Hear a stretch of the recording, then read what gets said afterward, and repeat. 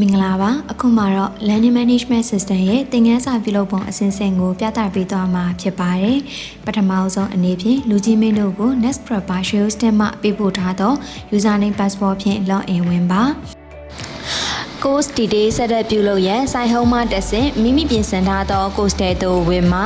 ပထမအဆင့်အနေနဲ့သင်ခန်းစာတစ်ခု၏ Announcement Section ကိုတွေ့မြင်ရမှာဖြစ်ပြီး Edit ပြုလုပ်လိုပါက Edit ကိုနှိပ်ပြီးမိမိပြောင်းလဲလိုသောခေါင်းစဉ်ကိုပြုလုပ်နိုင်ပါတယ်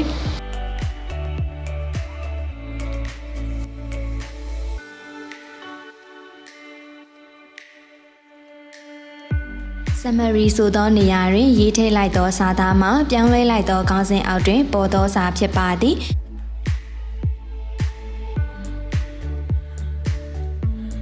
Announcement တွင် edit လုပ်ပြီးပေါ်သောစာများ data များမှာ topic အဖြစ်ပေါ်နေမည်ဖြစ်ပါသည်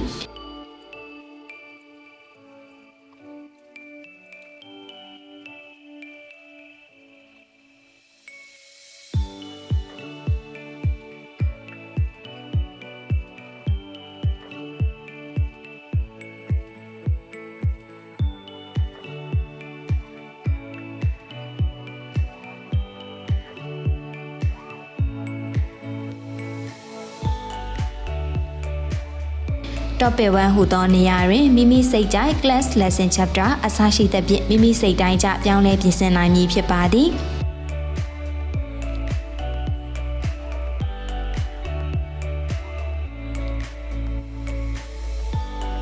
Summary တွင်ထည့်လိုက်သော data များမှာ Topic 1 ၏အောက်တွင်စာပိုင်းအဖြစ်ဖော်ပြသွားမည်ဖြစ်ပါသည်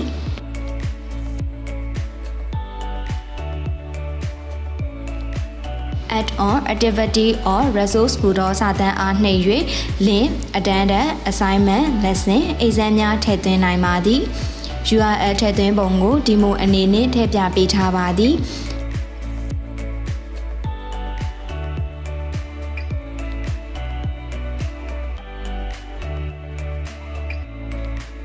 ဗီဒီယို lesson များလည်းထည့်သွင်းနိုင်ပြီး YouTube link မှာဖြစ်စေမိမိ PC တွင်ရှိသောဗီဒီယိုဖိုင်ကိုဖြစ်စေ upload တင်၍သင်ကြားနိုင်ပါသည်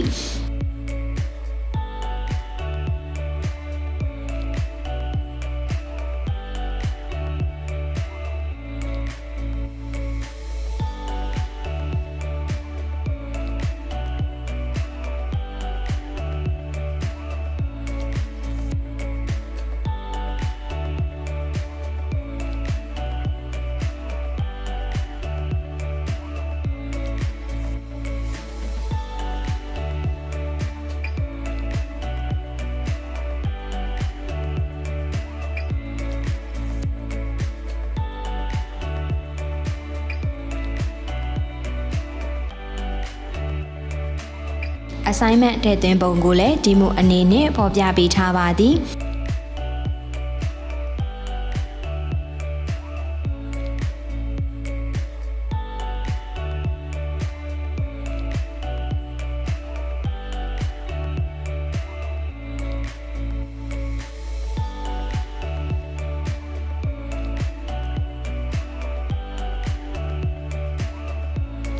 assignment တွင်အမှတ်ပေးပုံစံ assignment လက်ခံသည့်ရက်နောက်ဆုံးရက်စသည်တို့သတ်မှတ်နိုင်ပါသည်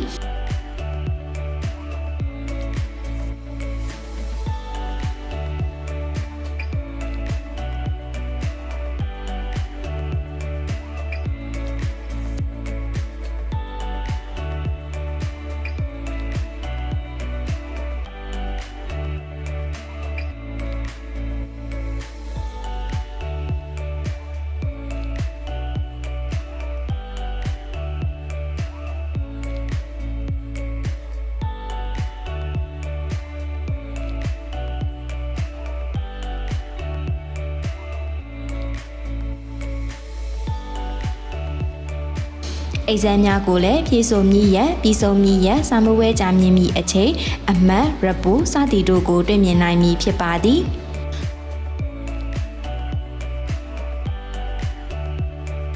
Course တစ်ခုတိစောက်ရာတွင်လိုအပ်သောအရာများဖြစ်သည့်စာပိုင်များတိစောက်ခြင်း PDF များ Word file များဖော်ပြခြင်း assignment စစ်ခြင်း exam စစ်ခြင်း attendance စစ်ခြင်း report များထုတ်ခြင်းစသည်တို့ကိုပြုလုပ်နိုင်ပါသည်